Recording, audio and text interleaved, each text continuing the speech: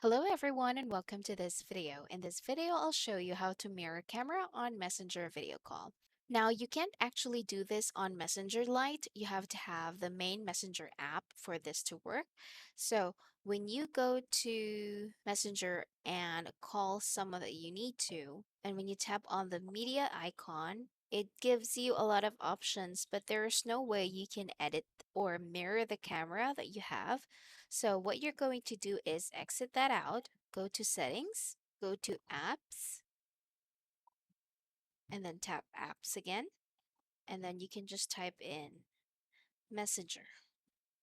When you're in there, make sure your storage, you clear the data, and clear cache.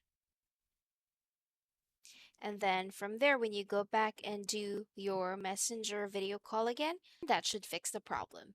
And that's it. That's how you mirror camera on Messenger video call. If this video was helpful, please like and subscribe to our channel.